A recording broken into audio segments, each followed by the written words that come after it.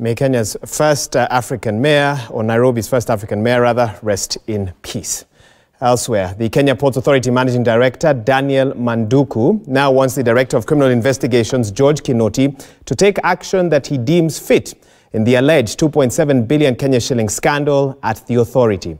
Manduku, who spoke at the Mombasa Port, says he has cooperated with investigating officers in full, citing confidence that his conduct at KPA over the past 18 months has been above board. This, even as the DCI intimated at a possible arrest and arraignment of suspects in the KPA scam.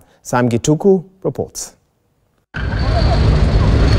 Nearly 2 weeks after failing to stop a possible arrest by the DCI in court, KPA Managing Director Daniel Manduku is a confident man that he has cooperated with investigators in their probe into the expenditure of 2.7 billion shillings, including 1.4 billion shillings spent on concrete barriers.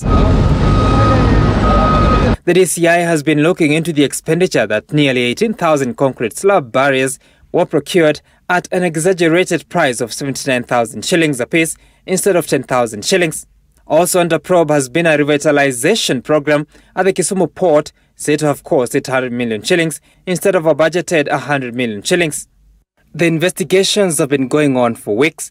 KPA top officials, including Manduku, required to record statements with the DCI with all indications of imminent arrests in the coming days. But Manduku believes he has done his part. We have cooperated 100%. We have facilitated our staff. I have also taken very many statements, and we are waiting for the agencies to conclude the investigations and then determine the next course of action. Manduku is just among top officials at KPA that have been under probe, suspected of sending off the controversial contracts. 2 weeks ago, Justice Eric Ogola declined to grant Manduku's prayers that DCI be stopped from arresting and prosecuting him on basis that the Directorate had encroached into the mandate of Anti-Corruption Commission (EACC). Manduku, however, secured a 500,000 shilling anticipatory bail, meaning he cannot be arrested and locked in.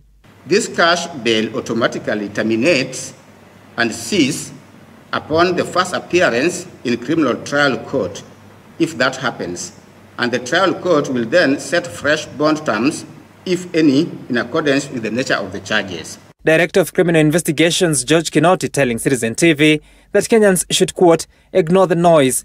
This is a case that has 100% culpability. He may claim to have cooperated fully, but ask yourself, why does he have an anticipatory bail? He will be arrested and presented before court. End of quote. It is expected that arrest could be made next week. We have got systems in place. We also have very well trained and dedicated staff. And so, in as much as this is going on, the staff are also able to handle, and I keep meeting them and assuring them that all will be well. Manduku spoke at the port of Mombasa, where he announced attainment of this year's target to dock at least 1.4 million 20-feet container units. He has been at the helm since May 31st, 2018, when he was picked to lead KPA in acting capacity and confirmed in November last year. Having attained the target and surpassed it by hitting 1.4 million TEUs this year, we are well on course to be the best port in Africa in 3 years. You remember that was my vision when I joined the Kenya Ports Authority, and I want to thank my staff here. Gituku, Citizen TV.